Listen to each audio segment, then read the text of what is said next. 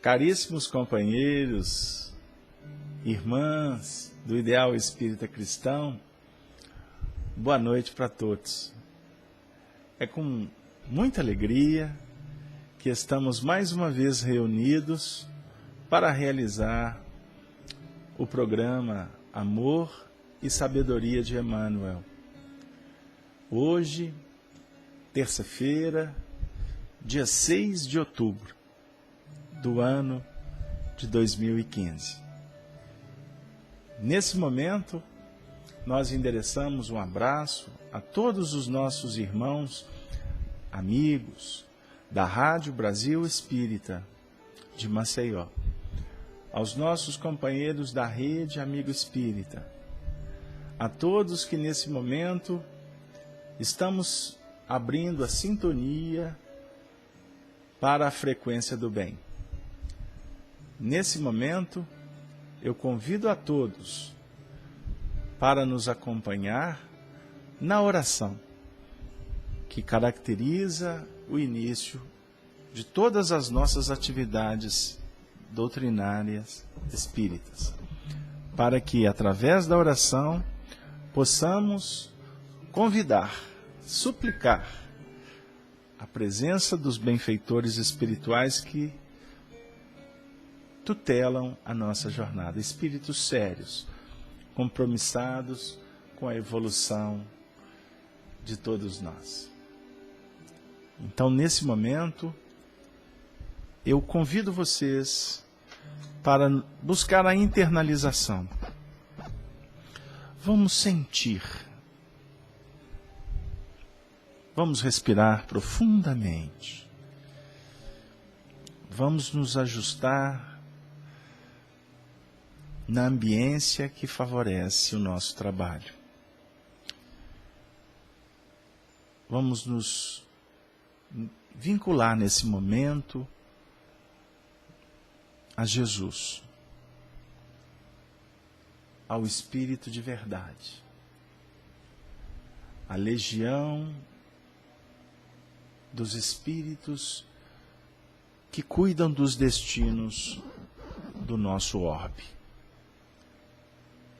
compromissados com o progresso, com a harmonia, com o encadeamento da história.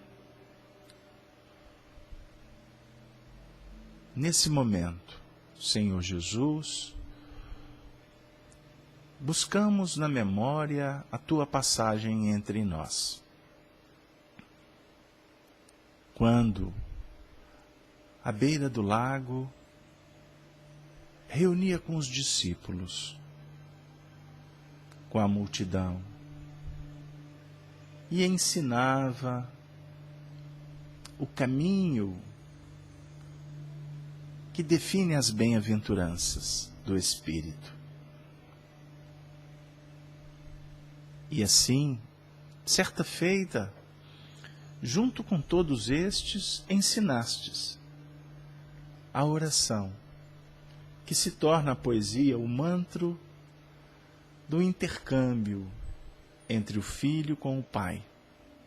Em palavras singelas, de profunda sensibilidade, nos ensinastes dizendo assim, que eu peço a todos que não me acompanhem apenas intelectualmente. Eu convido-os para sentir esse momento, para sentir a presença de Deus na sua vida, dentro do seu coração. Pai nosso, que estais nos céus, santificado seja o vosso nome.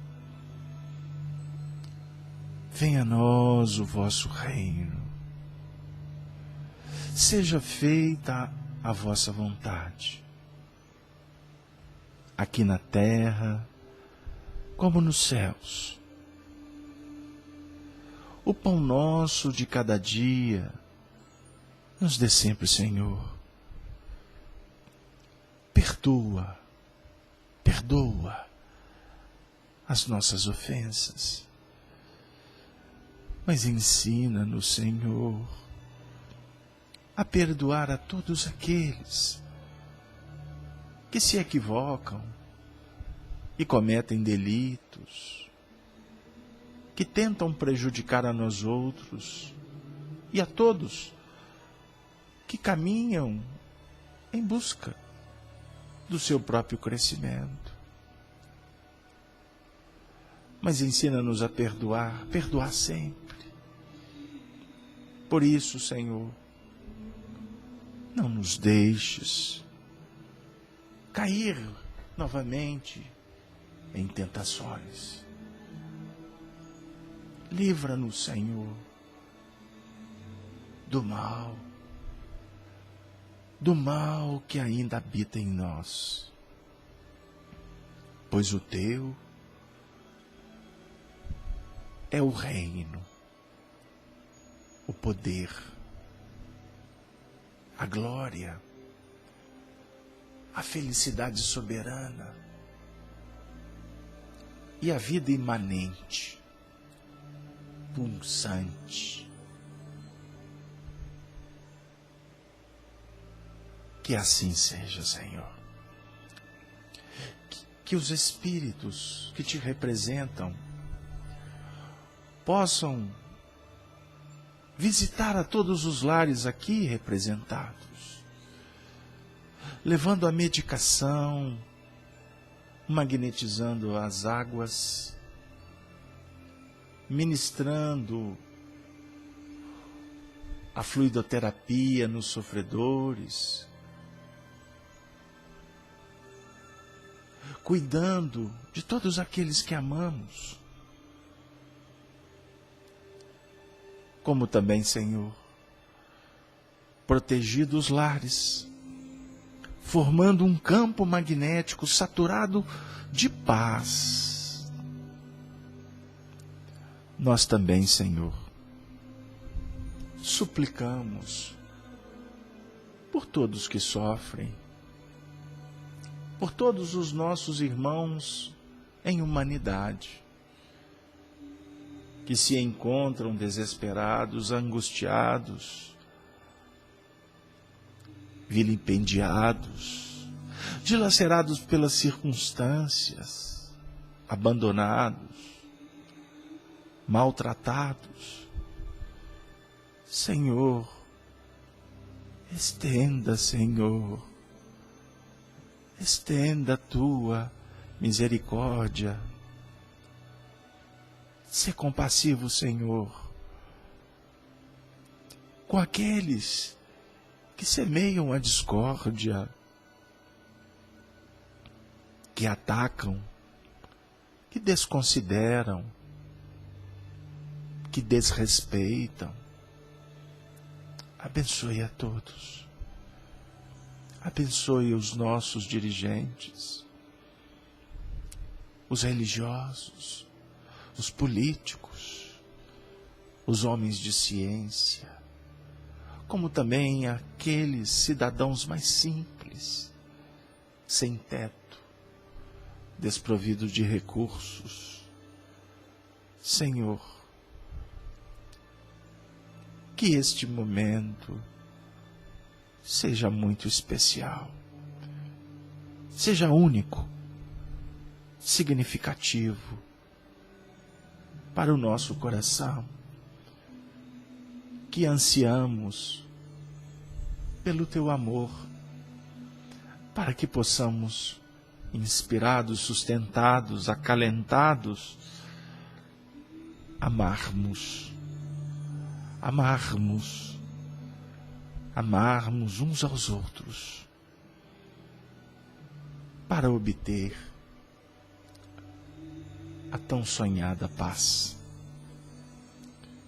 Que a paz se faça nos domínios de cada coração. Que assim seja, Senhor. Graças Te damos.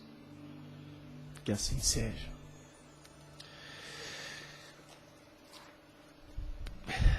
Ufa! Vamos lá. Eu agradeço a presença, a audiência, o apoio, as vibrações amigas,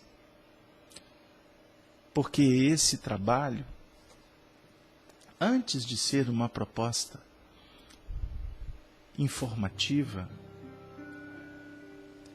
ele tem um pilar que fundamenta os seus propósitos. O pilar da fraternidade. Estudar as obras de Emmanuel, refletir sobre a vida de Chico Xavier, nesse nosso espaço, objetiva a revivescência do cristianismo à luz da doutrina espírita. Nós não estamos aqui para incensar vaidades, para acalorar disputas, teses, polêmicas. Nós estamos aqui porque sentimos falta de Jesus. E a obra de Emmanuel, no século XX, e que se estende até os nossos dias e pelo futuro que aguarda, tem o objetivo de construir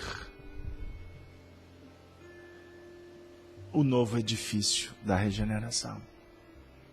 E esse edifício tem os seus pilares na doutrina espírita. Por isso, fazer do efeito, substituir o efeito pela causa, é insanidade, é inconsequência, é incompreender os projetos do alto.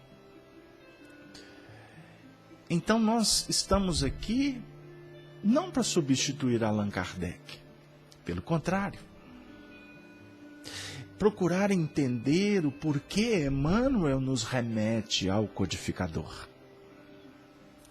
Por que ele exigiu que Chico Xavier ficasse firme no propósito de seguir Kardec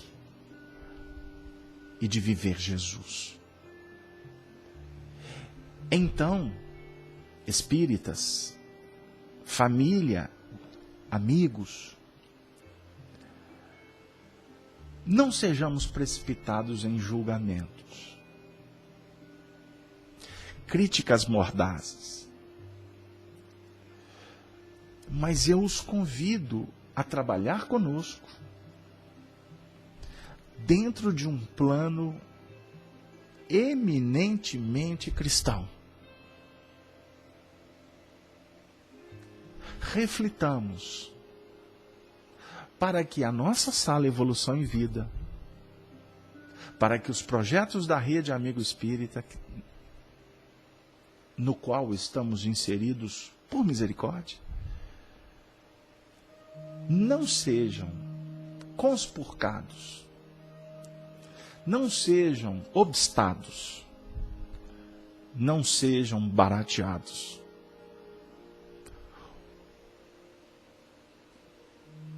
Pelas mentes ardilosas que sintonizam com as trevas. Eu os conclamo.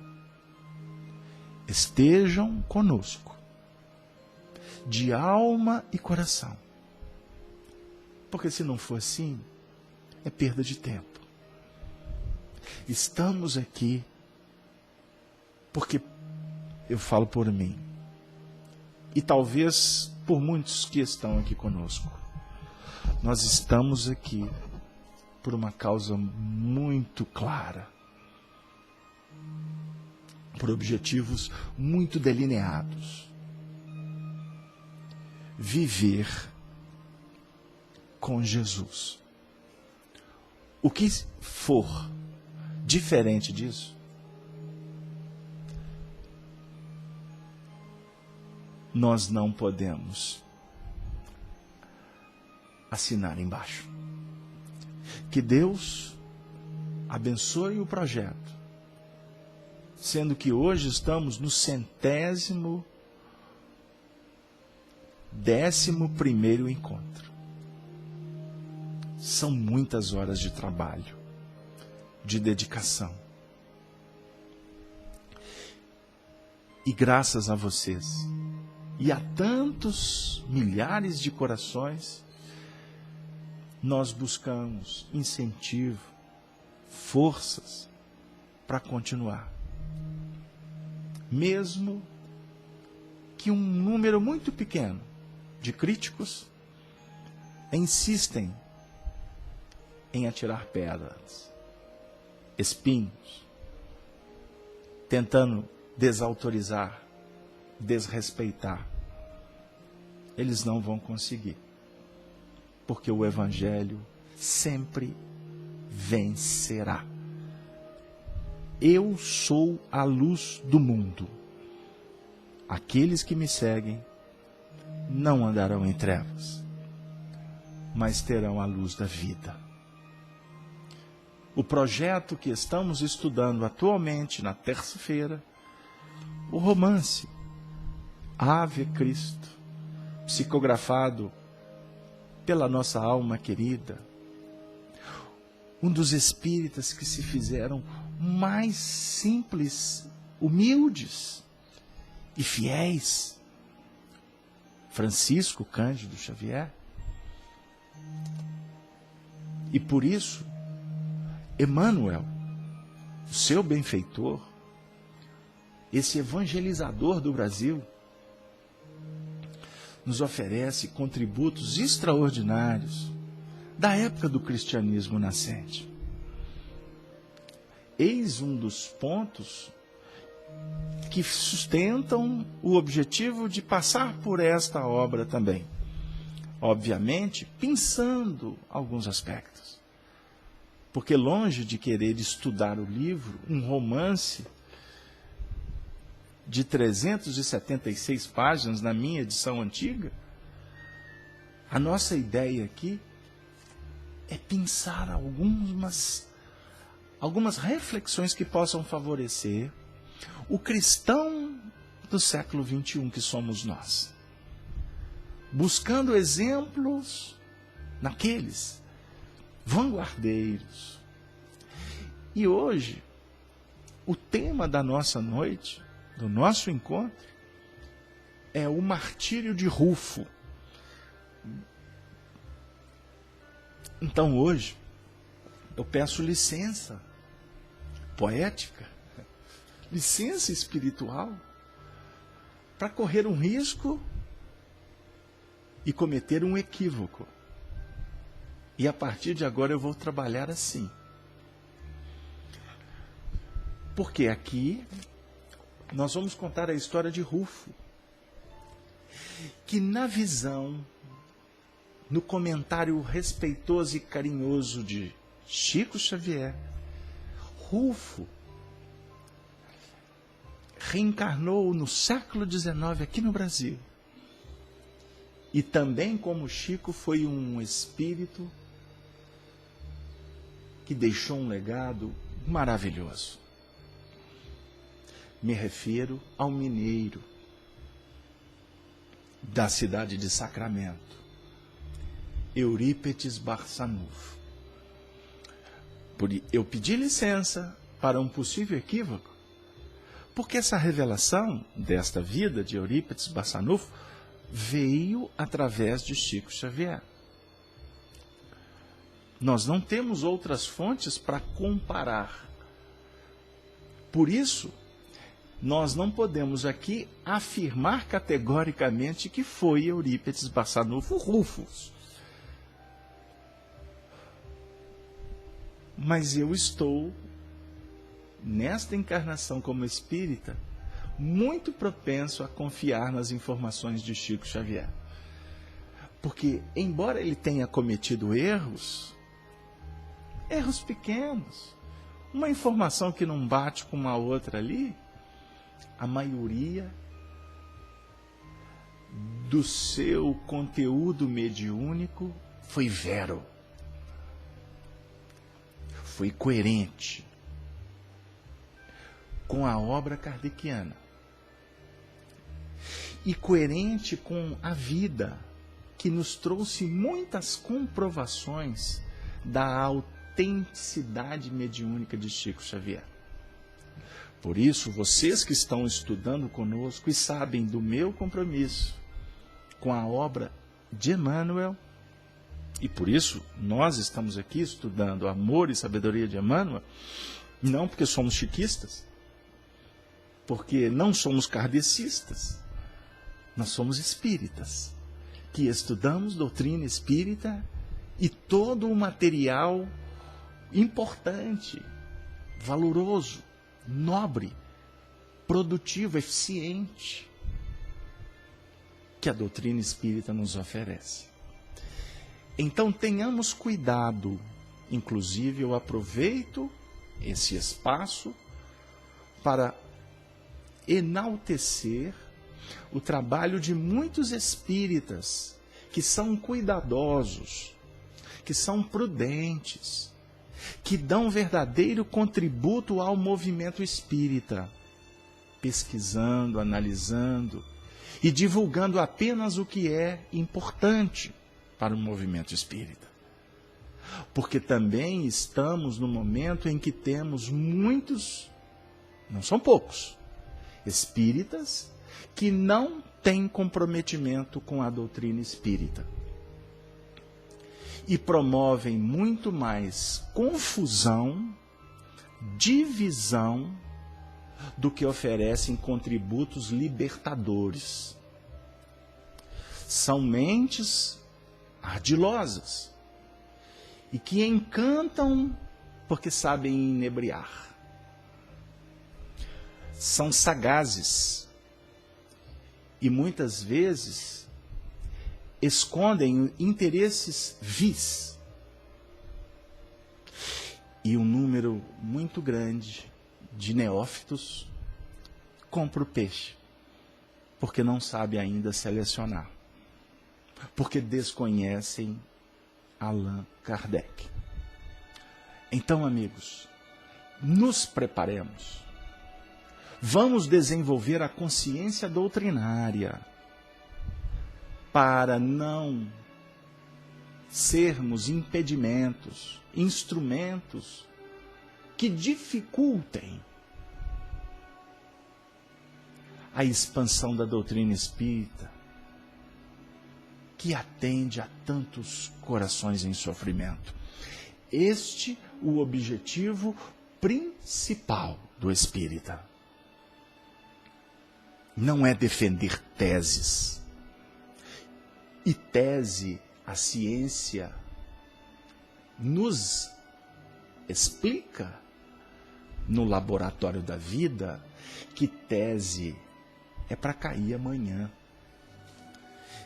Então ficar gastando tempo defendendo pontos de vista não significa que estamos no caminho certo. O caminho certo é do trabalho. Então fortaleçamos o movimento espírita, as casas espíritas com mão de obra, com o coração pronto para atender. Servir, não ser servido. Emmanuel, por exemplo, na introdução do livro Paulo e Estevão, fala que o mundo maior prescinde de guerrilhas, de disputas intelectivas, prescinde. As religiões foram, em suas histórias, caracterizadas por muitas disputas. Nasceu o divino, se conspurcou quando nós fomos debater. Discutir, raciocinar, é um convite de Allan Kardec. Não tenhamos dúvida. Mas existem momentos, existem lugares, existem pessoas apropriadas, existem grupos de estudo como o nosso para fazer isso. Conquanto, o que nós percebemos é que nós não estamos tendo cuidado, escolher a hora certa, o momento apropriado. E eu tenho repetido com os meus pares, com os meus amigos, aqueles que dividem tarefas no dia a dia. O irmão tempo, a Cleusa está aqui, Cleusa e outros que nos auxiliam na estruturação do trabalho, que o irmão tempo está apertando muito para o nosso lado. Então a gente não está tendo oportunidade de ficar gastando saliva, gastando pestana, quando nós falamos aqui em Minas, com churumelas, com debates improfícuos. Não, meu amigo, o atendimento fraterno da Casa Espírita está lotado. Pessoas pedindo para colocar os nomes, para visitar os seus lares, querendo esclarecimento quanto ao dia a dia, ao enfrentamento de suas dores, dos seus limites. É isto. Holofote, aplausos, reconhecimento. Quem se preocupa com isso não pode se dizer verdadeiramente espírita. Entrou para o movimento espírita, mas a doutrina espírita ainda não entrou dentro dos corações deles, porque eles querem o selfie. Por isso o movimento espírita está cheio de selfie, todo mundo querendo tirar fotografia. E eu repito, poucos estão dispostos a viajar distâncias enormes para visitar o centro espírita do chão batido, de se deslocarem dos seus confortos, ou substituir a viagem de primeira classe, com aquela que muitas vezes vai exigir mais, e teremos que abrir mão, portanto, do prazer. Espiritismo é o cristianismo redivivo. Sigamos os exemplos, mas não tenhamos nas personalidades os nossos ídolos. Isso é insanidade. Isso é inconsequência doutrinária. Será que nós vamos precisar de Moisés vir no seu simbolismo, falanges de espíritos para proibir, entre aspas, o culto do bezerro de ouro, novamente? Será que até a consulta aos oráculos será impedida por não procurarmos essência libertadora? Porque o que nos interessa agora? Apenas informações, cultura, que não leva ninguém absolutamente a nada? Amigo, cuidado, porque eu vou repetir. Convivendo com Arnaldo Rocha, com Honório Onofre de Abreu, José Mário Sampaio, Sobral, Manuel Alves, Martins Peralva, Lúcio Abreu, tantos professores, educadores de espiritismo, que sempre nos alertavam. A doutrina deve ser apresentada na sua pureza, como nos foi entregue pelos Espíritos. Apaguemos o eu. Cuidado, porque as trevas se organizam. E o objetivo delas é fazer com que nós implementemos um novo espiritismo. Novidades. Favorecendo líderes. E muitos deles que se alimentam da crendice popular se julgam até como espíritas, mas podem estar sendo representantes de um projeto arquitetado antes da reencarnação, para entrarem para o espiritismo e fazer, ou tentar fazer, do movimento espírita um movimento de incoerências, repetindo erros históricos, guerras, disputas.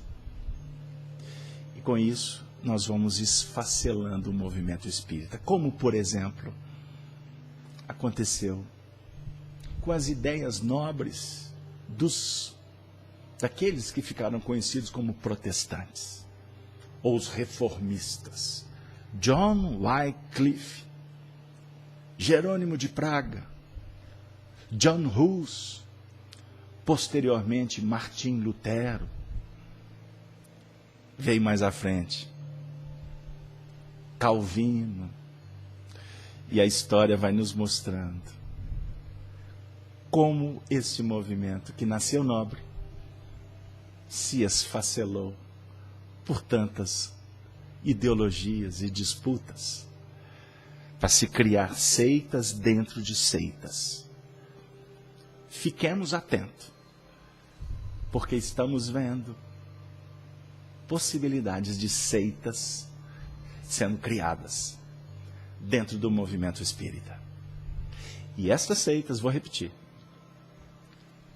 eu tenho para mim que elas estão sendo criadas não por más intenções, porque eu prefiro acreditar que a mente brilhante, a organização inteligentíssima, tem uma sede no mundo inferior. Por isso, o convite aqui é para alertarmos. Voltemos o espiritismo para as bases, para a simplicidade, para a amizade, para a fraternidade. Vamos discutir o espiritismo até um determinado ponto, para ceder espaço para o atendimento ao sofrimento. Por quê? Nós conhecemos o espiritismo conforme previsto por Jesus como o Consolador prometido. As informações, as revelações que o espiritismo nos oferece, se não for analisado, apropriado como propostas para consolo e transformação pessoal, nós podemos chegar na seguinte conclusão: que nós estamos adulterando, nós não estamos honrando o objetivo do Espírito da Verdade, que é Jesus. E isso está claro. Embora haverá aqueles que vão contestar. Porque alguns até querem tirar Jesus do Espiritismo. Porque existem também outros que não permitem que Allan Kardec entre para o Espiritismo. Fazem isso porque não conhecem ele. E por aí, a gente faz um grande campeonato de ilusionismo. Passamos a ser dramaturgos, atores, para não dizer crianças, que participamos de um sonho, de uma fantasia.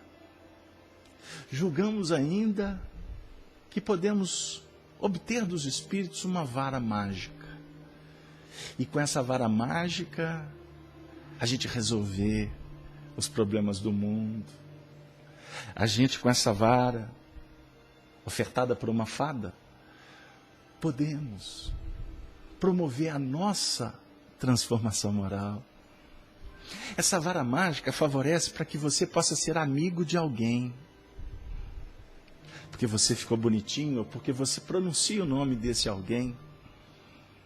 Você bajula. Você pode bajular encarnado, você pode bajular desencarnado. Essa varinha mágica, ela é tão mágica, que ela nos deixa estonteados. A gente busca muitas vezes, no sonho, entrar em relação com o próprio Senhor. Como se isso fosse um mecanismo que se dá de fora para dentro. Somos místicos. Somos idólatras. Somos adúlteros. Somos túmulos caiados. Somos os doutores do templo. Então basta bater no peito,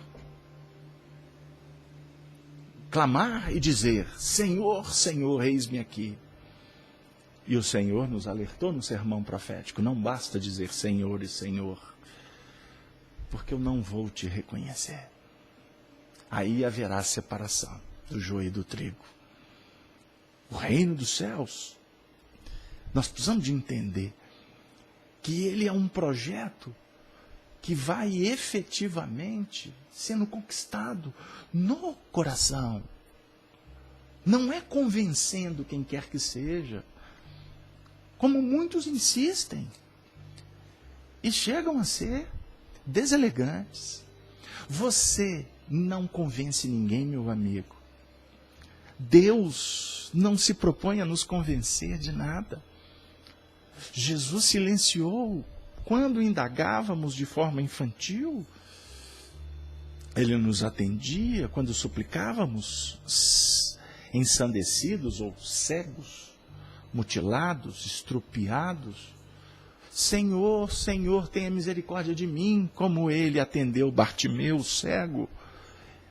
Ele sempre nos atende, porque é promessa: não vos deixarei órfãos. Estarei convosco até o fim. Tende bom ânimo, porque eu venci o mundo. Ele caminha conosco, mas ele diz: tende bom ânimo. Eu venci o mundo. Vós vencereis também. Mas, com a presença dele, seremos inspirados, fortalecidos, esclarecidos. Mas a vitória, ela é pessoal, amigo. A vitória é tua. A vitória não é de quem está do teu lado. Então não adianta ser amigo de fulano ou de Beltrano. Não adianta tirar selfie com esse ou com aquele para colocar no Face e dizer: tenho hoje X amigos no Face. Bonitinho. Integralização, socialização. Agora eu pergunto para vocês: aonde está a substância? Aonde está a essência que promove a sua libertação? Então, se expor, vender imagem, é para garantir vaidade. É para favorecer a sua inclusão. Mas eu pergunto: o que tem isso a ver com evolução espiritual? Com progresso íntimo? Então, você que está conosco aqui, eu peço milhões de desculpas, porque eu sei que você está aqui para que eu conte a história de Rufo. Mas como? Eu posso entrar na história do Rufo sem refletir sobre uma série de procedimentos que estão batendo na nossa porta, sem refletir com você o porquê do seu martírio agora? Porquê desse desafio seu com a tua esposa, com teu filho, com teu marido? Por que perseguido num ambiente de trabalho? Por que escalpelado nas suas melhores intenções? Por quê? Porque estamos no momento do nosso martírio. Nós estamos no momento do nosso testemunho. E nós estamos sendo favorecidos por uma doutrina que o número muito maior de pessoas do mundo ainda não puderam receber. Não puderam receber. E você, espírita, está envolvido nesse contexto. Você está recebendo um chamamento para a sua mudança. Não é para mudar o outro. Não é para convencer a comunidade de pseudos-verdades, com argumentações que caminham por várias sendas, que a gente percebe que no final não há confluência, não há convergência, porque não são propostas que objetivam o enaltecimento do Espírito.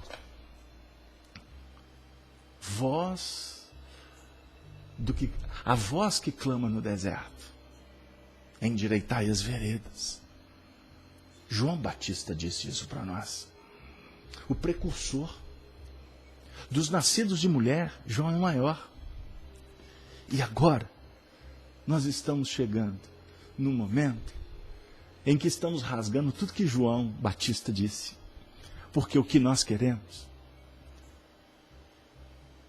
é fazer santos, é construir túmulos, monumentos. O que nós queremos é julgar púrpura na procissão dos vitoriosos da terra, como fizemos antes em Roma. E o Senhor o tempo todo nos mostra sobre a importância de entrar no mundo como um servo, para que se cumpra as profecias. Ele montou num burrico e disse: o maior no reino dos céus não é aquele que é servido, mas aquele que serve. É isso aí, amigo. Nós estamos no momento de acender a chama do amor, a chama da paz, a chama da fraternidade. Para isso, vamos abrir mão dos pontos de vista e vamos favorecer.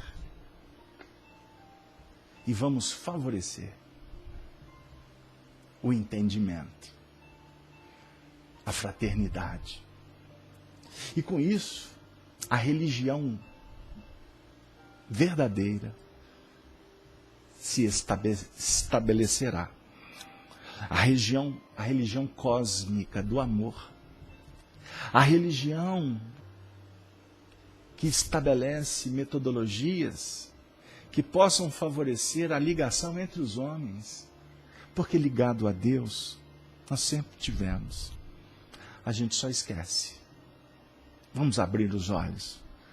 Porque Deus está nos sustentando. Deus está favorecendo para que sejamos cada vez mais filhos do Altíssimo,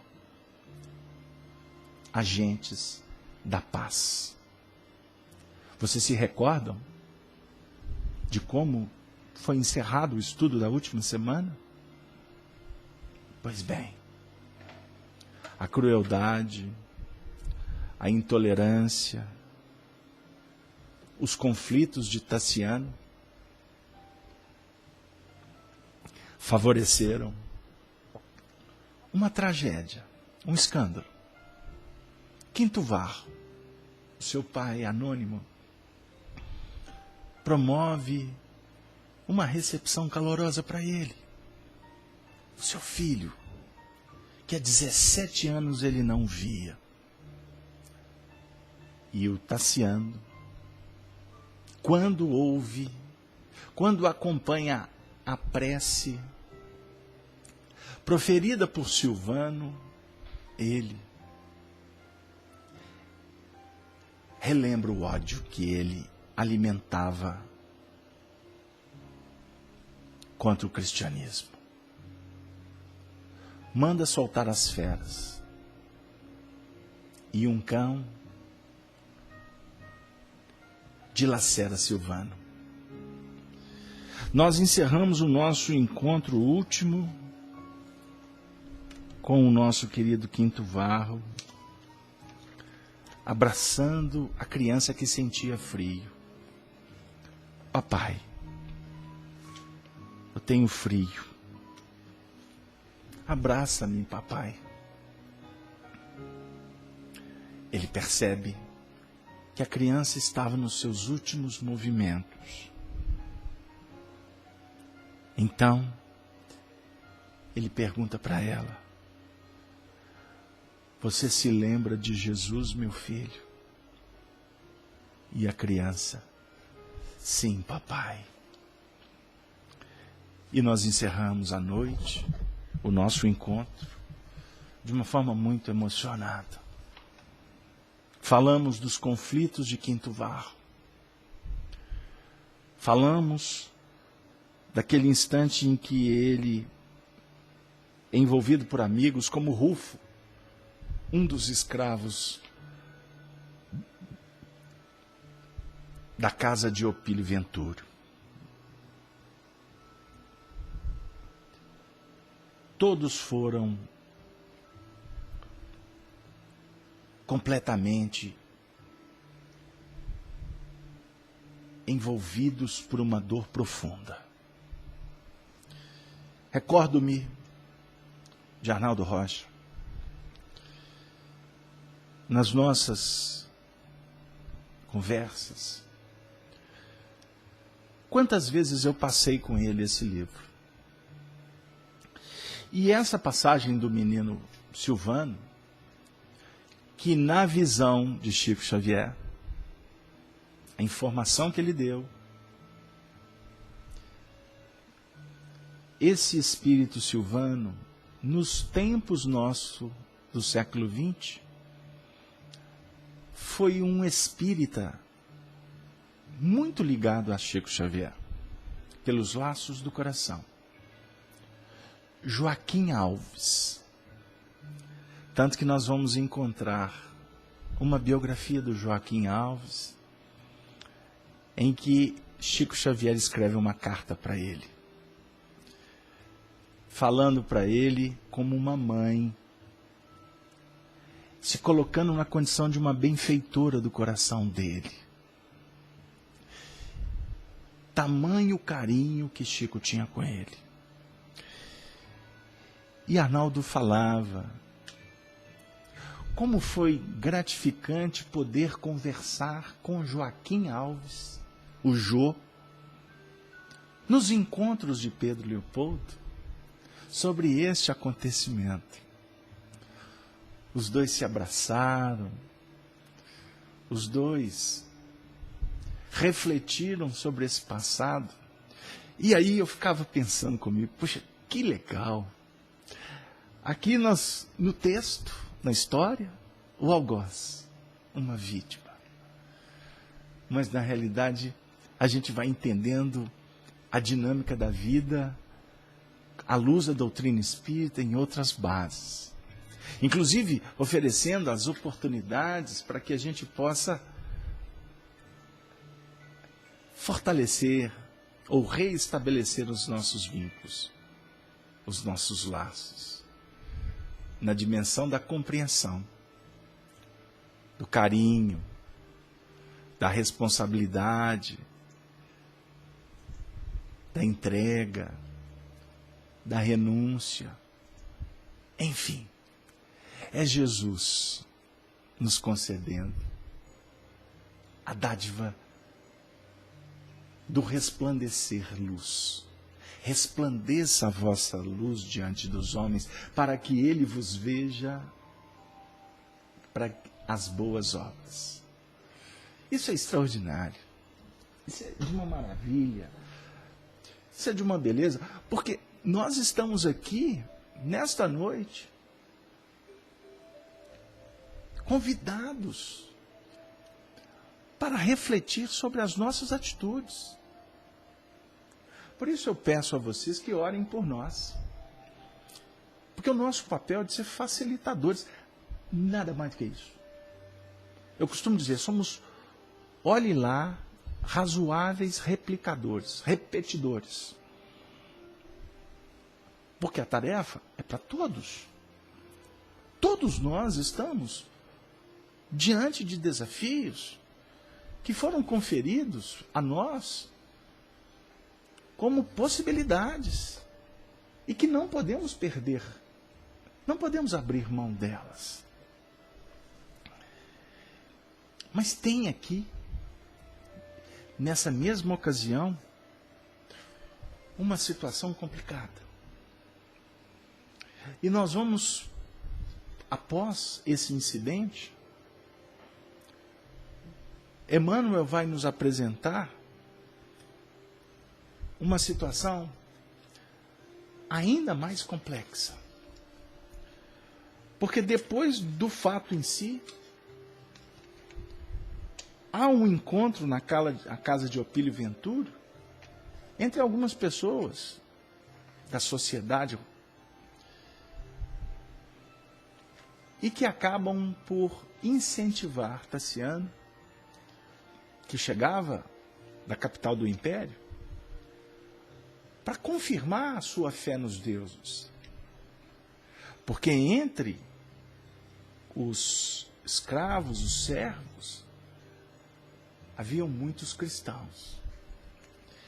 E é muito interessante porque na história, e eu convido vocês a reler o livro Ave Cristo, e esse é o objetivo também do nosso encontro, e vocês já ouviram talvez da minha parte aquela afirmativa: se o nosso estudo for motivo para que você releia o livro Ave Cristo, ele já atingiu o objetivo.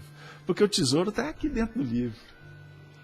Nós estamos aqui apenas tecendo considerações estimuladoras para que vocês, todos nós, possamos reler a obra. Mas então, o que acontece?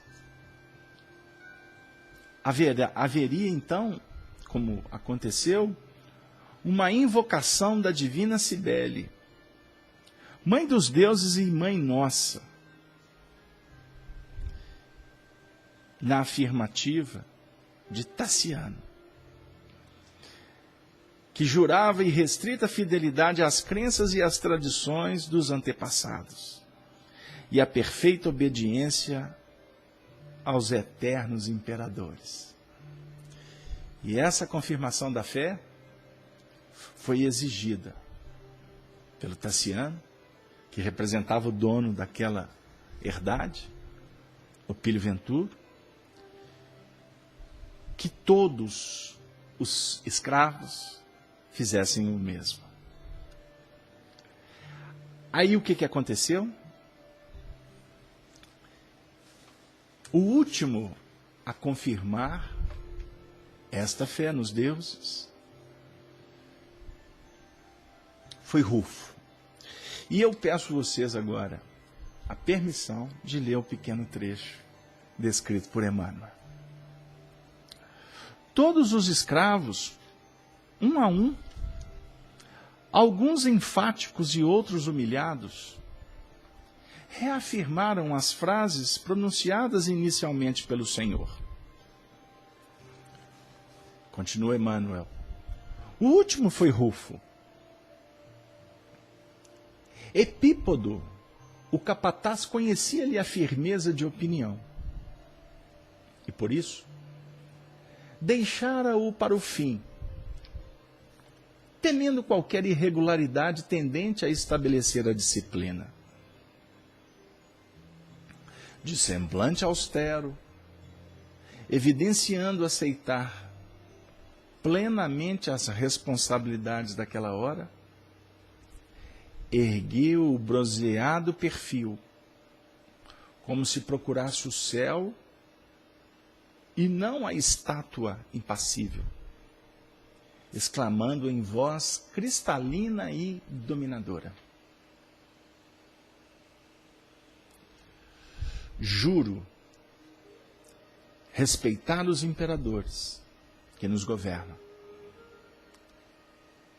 Mas eu sou cristão. E renego os deuses de pedra, incapazes de corrigir a crueldade e o orgulho que nos oprimem no mundo.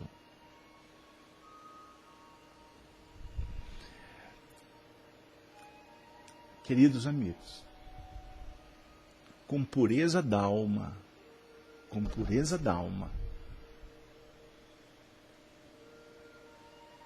a introdução do nosso encontro,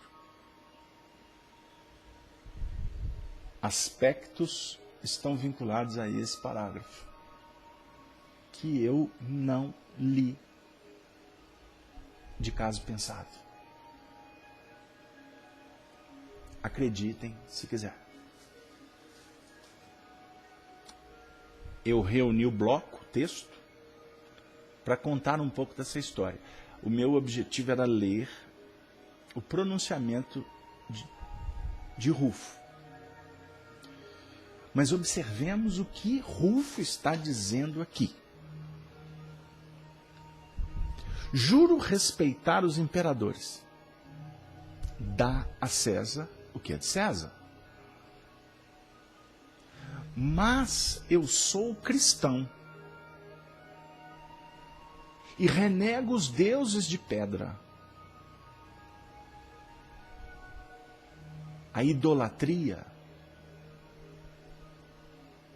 é a construção, a admiração em deuses de pedra. A doutrina espírita nos faz lembrar de Jesus quando disse no sermão profético, no capítulo 24 do Evangelho de Mateus, olhando para o templo: aqui não ficará pedra sobre pedra, porque todas serão derribadas. A pedra do materialismo, alguém pode dizer. Mas nós poderíamos ampliar dizendo: a pedra que simboliza o que é aparente. Se as pedras calarem, Deus suscita. E nós podemos dizer que as pedras vão se calar. Chegará um momento, cristãos, que nós estaremos absolutamente a sós.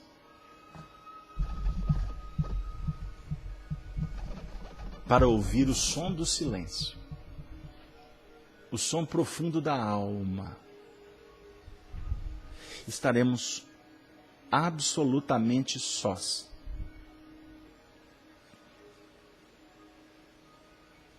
Porque essas pedras são incapazes de corrigir a crueldade e o orgulho que nos oprimem no mundo. Nada que existe lá fora vai corrigir a crueldade, os conflitos, vai resolver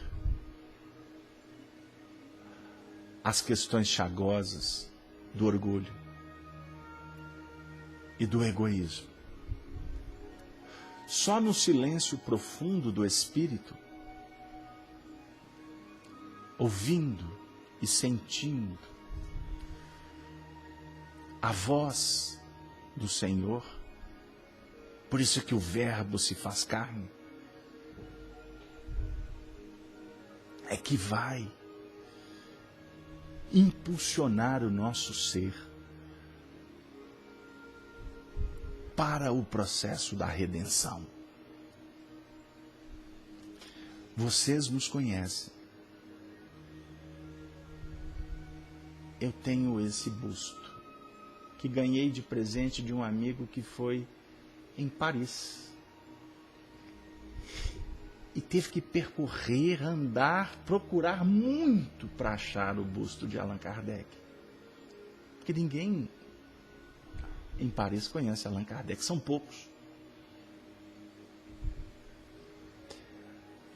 E a gente pode até dizer que aqui também são poucos que estão conhecendo ele. Eu queria dizer que eu não coloco esse símbolo para ficar adorando. O quadro do senador, vez por outra, a imagem do Chico, o retrato do Arnaldo, Nefertiti, o elmo romano, a efígie, a pirâmide, são símbolos que representam os estudos, são ornamentos. Mas o que é importante é a essência, porque vai chegar um momento que tudo isso aqui vai desaparecer. Inclusive a biblioteca, inclusive os livros, aqueles que cuidam dos livros, os autores, os escritores, os psicógrafos, os avatares, os doutores, os amigos, o corpo físico, tudo isso vai desaparecer. O que vai restar? Ou o que vai resplandecer?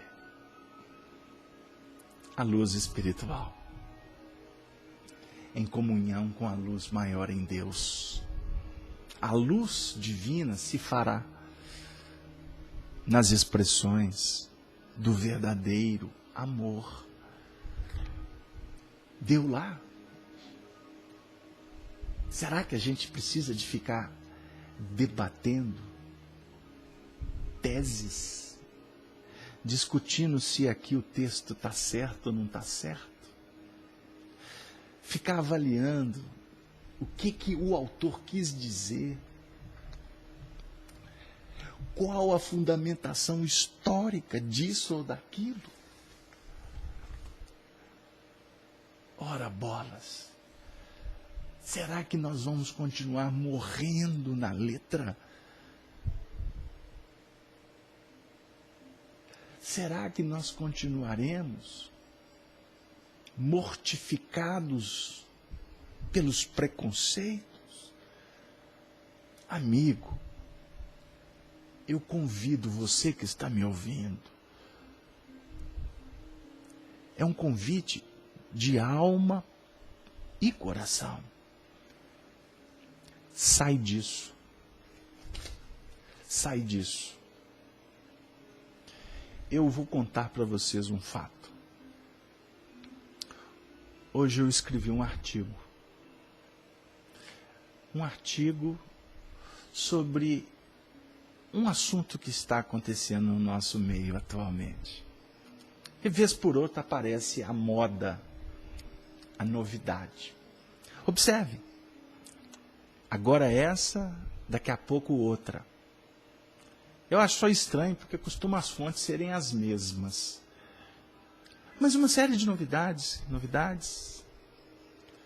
coisas que estavam escondidas, e de repente alguém se torna enviado. E descobre a pólvora, aí a gente reinventa a roda. Eu escrevi um artigo. Eu gastei 1h30 para escrever o artigo. O artigo, puxa vida, eu fiquei extremamente inspirado. Depois de pronto, falei assim, mais tarde eu vou publicar o artigo. Passou, veio o almoço, veio a tarde. Quando chegou lá para 5 horas da tarde, eu tinha esquecido o artigo. Eu abri o material para preparar para o estudo da noite. Aí comecei a trabalhar esse contexto. E confirmo para vocês, a introdução do trabalho não estava no script. E aqui, eu fui refletindo, separei um texto que eu vou tentar ler agora no final, como reflexão evangélica. Aí daí lembrei do texto. Eu falei assim, tem um artigo. Aí eu falei assim, vou dar mais uma lidinha. Quando eu terminei o artigo, eu pensei comigo, o que isso vai acrescentar? Cheguei na conclusão, absolutamente nada. E como afirma Voltaire, é inconsequente a ação de querer convencer o tolo. E aí eu me senti o tolo. Porque eu estava com a ideia fixa.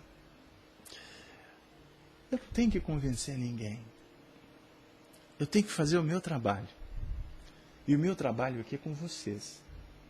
O meu trabalho aqui é com o público que acompanha os nossos estudos em sequência. Porque nós não estamos aqui para resolver o problema do mundo. Nós temos uma tarefa árdua que é resolver o problema nosso. Eu vou querer convencer o outro que Deus vai mostrar os caminhos. Uma estrada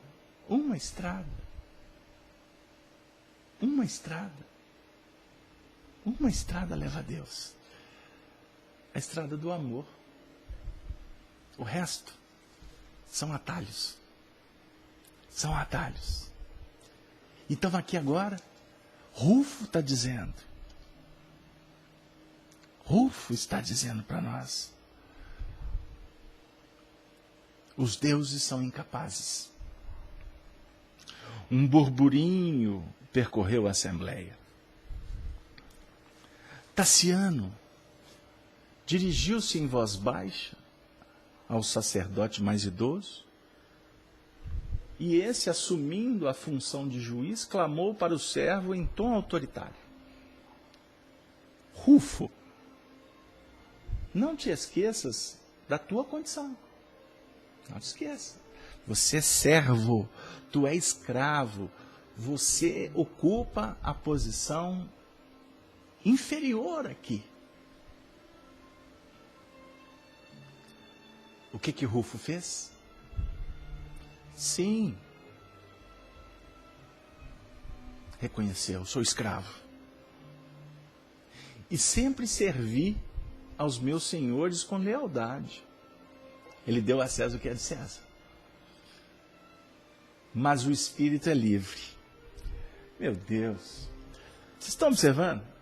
2 parágrafos até agora. O espírito é livre. Somente a Jesus Cristo reconheço por verdadeiro Senhor. Não tem 2 senhores. Serve um, agrada e desagrada o outro. A quem você, nós estamos servindo? E aqui, servir não tem meio termo. Ou serve a Deus, ou serve a Mamon. Não tem meio termo. Ou é fiel no pouco, porque se não for fiel no pouco, não será no muito. Deu aí? O espírito é livre. Aí, o Rufo ouviu um grito. Exijo que te retrates perante Cibele, a sublime mãe de Deus. Então a gente está vendo aqui que Maria se tornou a mãe de Deus, em substituição a Cibele.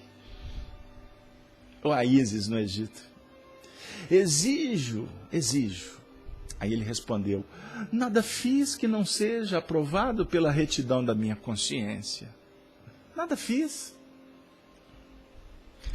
Ele ouviu novamente aos berros, abjura, e serás perdoado.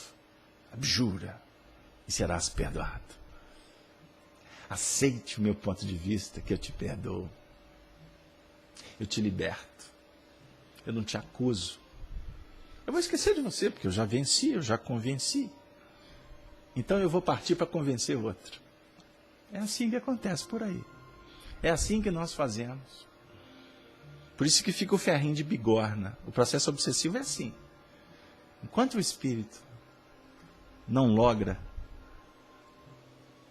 obter o que ele deseja, ele não dá sossego. É assim a treva que insiste em bater na porta para desviar o cristão do trabalho que ele tem que realizar. Pode ter certeza. Para você chegar aqui na sala para estudar conosco, você teve que vencer muitos impedimentos que foram insinuosos, insistentes, foram sagazes, como a serpente. Ele respondeu: não posso. Você sabe quais são as consequências? Creio falar com perfeito conhecimento de minha responsabilidade. Entretanto, quaisquer que sejam os resultados do meu gesto, não devo recuar perante a minha fé. Perante a minha fé eu não recuo. Muitas vezes nós fingimos que não vemos para ficar tudo 0 a 0. Politicamente correto. Aqui era abjurar a fé. Nos nossos tempos, são convites, são circunstâncias. E a gente, em nome até da fraternidade, passamos a ser conivente. Passamos a ser coniventes. Cuidado, amigo. Com o evangelho, ou é, eu costumo brincar dizendo, ou é. Ou é, ou deixa de é. O que excedência de procedência maligna? Que o vosso dizer sejais sim, sim e não, não. Fora isso, política mundana. Rufo relanceou o olhar pelos circunstantes e notou que dezenas de companheiros concitavam-no à resistência. Pontimiana, algo desafogada, enviava-lhe um silêncio, muda mensagem de bom ânimo. Abjura, abjura, trovejava a voz do padre com aspereza. Não posso. Não posso. Ele repetiu seguro, imperturbável. Depois de ligeira confabulação com o jovem patrício, Tassiano, o improvisado julgador convocou Epípodo ao chicote. Rufo, por ordem do algoz, despiu a túnica de gala que envergara para a festa e ajoelhou-se de mãos para trás. O trançado fino e cortante lambeu-lhe a pele nua por 3 vezes, provocando sanguentos vergões. Mas o escravo não tremeu. Ainda há tempo, infeliz, bradou confundido o sacerdote da Magna Mater. Abjura, a tua falta será relevada. Sou cristão. Sou cristão. O castigo poderá conduzir-te à morte. Observe o que ele respondeu. O sofrimento não me intimida. Ele suspirou com humildade. Jesus conheceu o martírio na cruz para salvar-nos. Morrer por fidelidade a Ele é uma honra a que devo aspirar.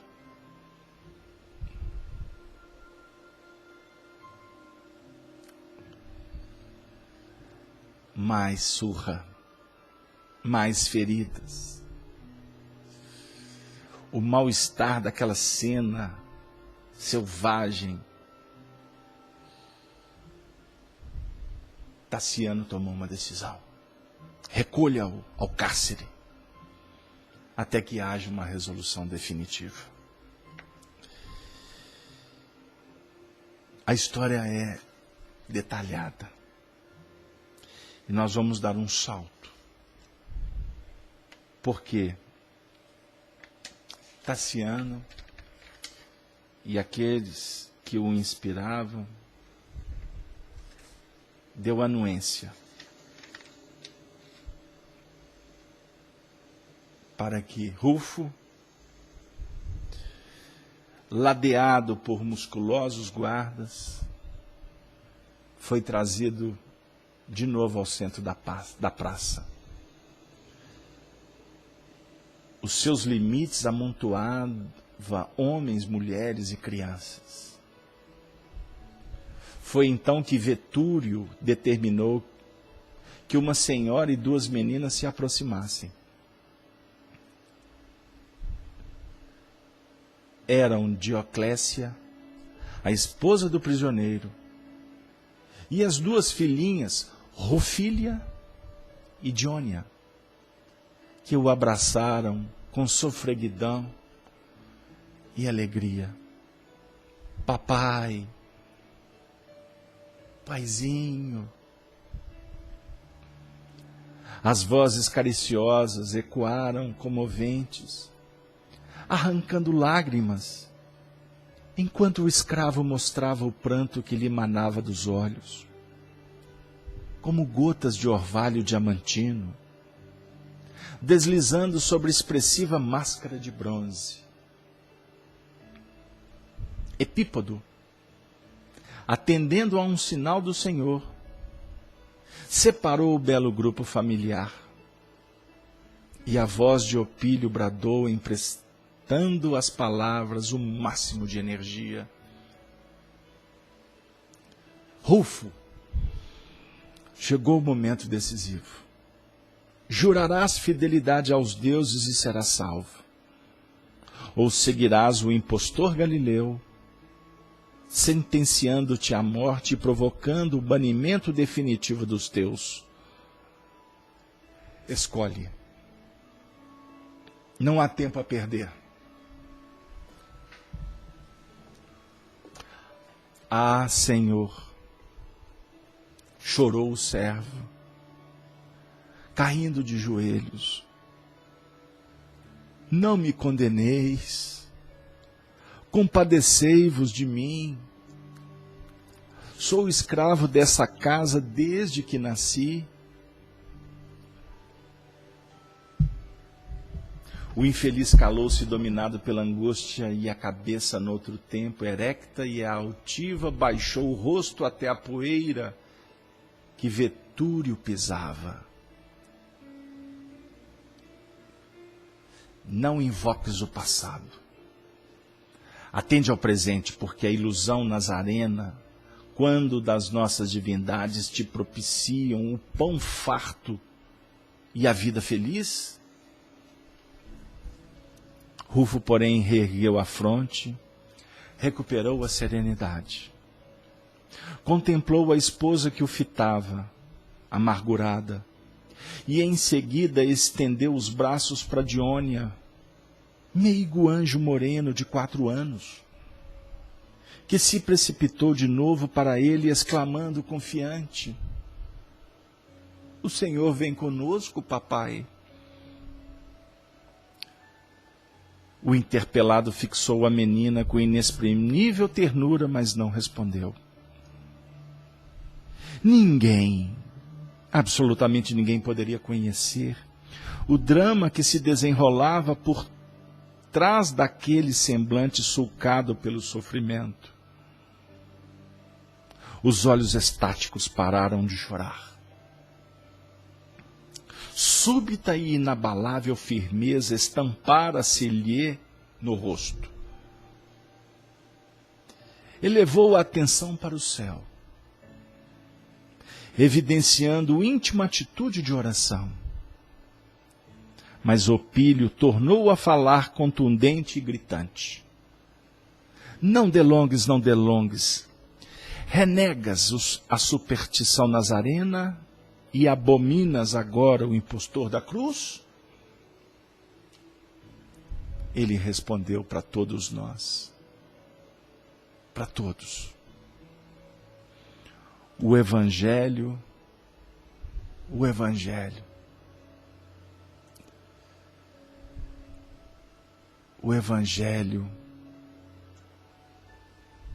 é revelação divina. E Jesus não é mistificador, e sim o mestre da vida imperecível. Como ousas? A tua morte não passará de suicídio e serás o verdugo da própria família. Dioclécia e as meninas serão expulsas, e quando a ti mesmo, em poucos momentos, descerás ao convívio das potências infernais. Lançou-lhe rancoroso olhar e rematou, depois de ligeiro intervalo. Desgraçado, não temes? O escravo, parecendo envolvido em vigorosas forças espirituais, fitou-o com tristeza e esclareceu: Senhor, os que vão morrer colocam-se à frente da verdade. Dói-me o coração reconhecer a esposa e as filhinhas humilhadas pelo incerto destino que as espera na terra. Entretanto, entrego-as nesta hora ao juiz do céu. Hoje podeis sentenciar. A casa, o solo, o arvoredo e o ouro permanecem em vossas mãos. Amanhã, porém, sereis chamado à prestação de contas nos tribunais divinos. Onde estão aqueles que em outro tempo perseguiram e condenaram? Arrojaram-se todos ao mesmo pó, em que se confundem os servos e os senhores. As liteiras da vaidade e do orgulho consomem-se no tempo. Eu não temo a morte, que para vós é enigma e mistério, e para mim é libertação e vida. A grande assembleia escutava com inopitável torpor de assombro.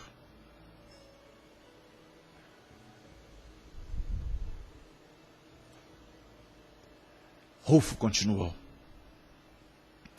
comentais a lastimável situação de minha companheira e de minhas filhas. Em vista de vossa resolução, exilando-as para outras terras, no entanto, com o respeito que a vossa família sempre nos mereceu, sou levado a perguntar por vossos antepassados: onde viverão hoje os vossos pais? Os títulos do patriciado não exoneraram vossos avoengos dos deveres para com o sepulcro. Sois tão separado deles, como serei doravante dos meus. E enquanto a vossa saudade vagar como sombra inútil, corvejando sobre os vossos dias, a dor de minha mulher, tanto quanto a minha própria dor, produzirão em nós a confortadora certeza de estarmos cooperando na edificação de um mundo melhor. Somos escravos, sim, nascidos sob o jugo pesado de cruel cativeiro.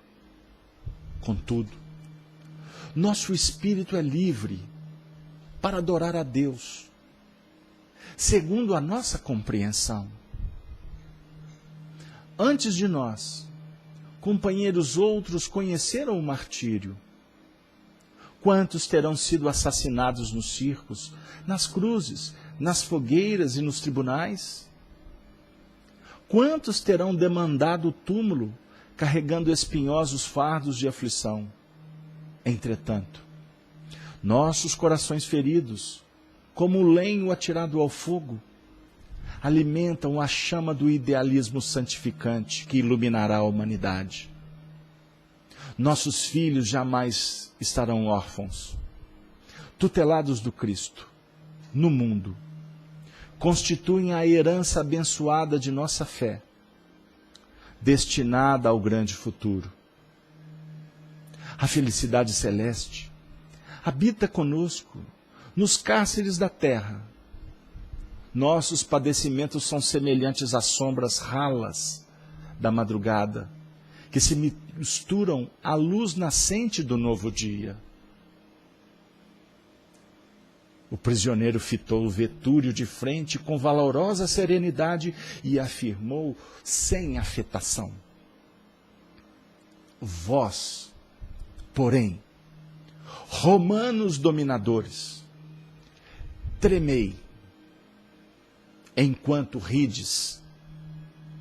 Jesus reina acima de César. Vetúrio mandou que ele calasse. Nem mais uma palavra. Epípodo, um chicote. A dilaceração continuou. O capataz estalou o rebenque no rosto do escravo enobrecido, enquanto Vetúrio, em poucas palavras, concluía o negócio com o mercador. Dioclécia e as filhinhas foram cedidas a preço ínfimo. Enquanto o potro bravio era aparelhado, a esposa do Marte tentou lançar-se nos braços dele, mas algumas companheiras afastaram-na com as meninas para o recanto próximo. Rufo ia ser atado à cauda do animal, que relinchava, escolceante, quando Berzélio, o comprador de cativos, abeirou-se dele e ciciou-lhe aos ouvidos: tua família encontrará um lar em nossa casa da Aquitânia. Morre em paz. Eu também sou cristão. O Cirineu é enviado. Pela primeira vez naquele dia horrível, estampou no seu rosto um pequeno sorriso. O Marte estava sendo abençoado no momento do instante final do prêmio concedido aos mártires, o Holocausto.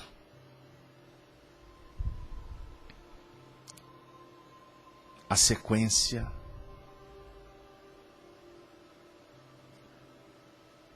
eu os convido a ler. O animal arrastando o corpo do Marte. Para a assembleia expectante, o corpo do derrotado. No mundo espiritual, espíritos dos cristãos, sob a tutela do Senhor, acompanhava o desfecho, recebendo o espírito de Rufo na glória imortal. Caríssimos amigos, que Deus nos abençoe, nos inspire, para que a gente possa ter o alcance da lição da noite, para que nos coloquemos de joelhos, agradecidos, humildemente, rogando ao Senhor que nos conceda mais oportunidades, para que todos nós estejamos mais próximos da sabedoria, sabendo que ela é o caminho, mas sem olvidar que o amor é a luz, como nos ensina Emmanuel. Busquemos na caridade as expressões do amor, como nos ensina Allan Kardec. E nós gostaríamos de, no final do nosso encontro, agradecer a presença de alguns dos personagens desse romance, que se encontram conosco nesse projeto. O nosso querido Tassiano, Arnaldo Rocha, que quantas vezes me dizia do seu profundo respeito, de como ele sensibilizava ao pronunciar o nome de Eurípides Barçanufo, porque ele o sentia como um pai, como sentia Quinto Varro, Bezerra de Menezes, o próprio Emmanuel, amigos de outrora, que engrossavam as fileiras da humanidade espiritual, a qual nos sintonizamos como amigos para sempre, como irmãos em humanidade. Gostaríamos de reverenciar, endereçando uma flor espiritual, uma rosa rubra, ao nosso querido Chico Xavier, tão incompreendido entre nós. Ele que se apagou, continua se apagando, não porque ele foi uma personalidade extraordinária da história, como insistem, o que respeitamos,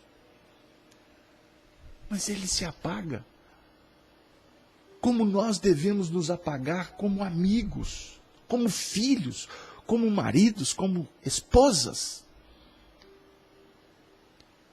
Deixemos essa quantificação do mundo, o poderio da terra,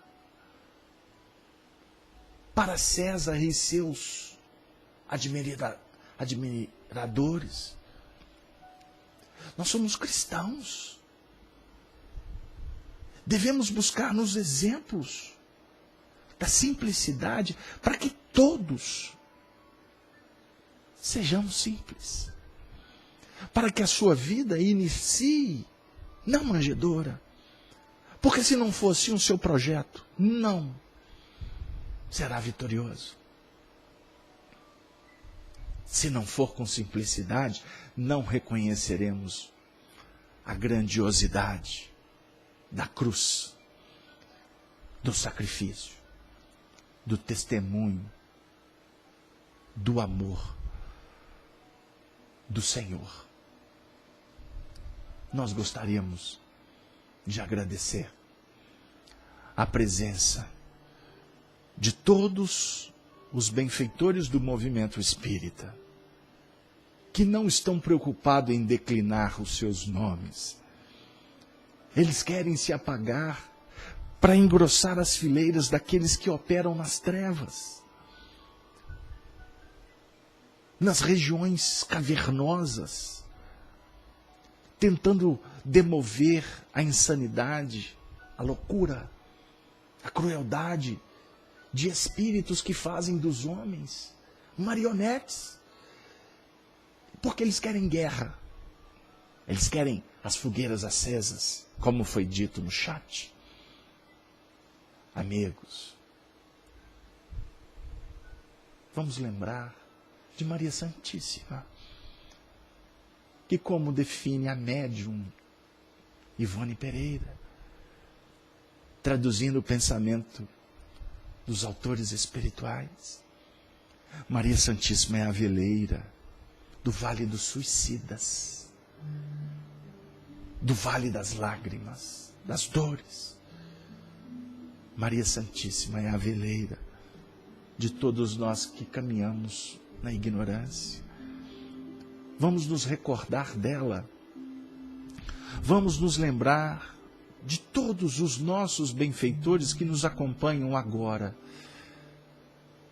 fazendo que a gente permaneça, que a gente continue, que a gente avance, perseverando até o fim, na direção do amor maior.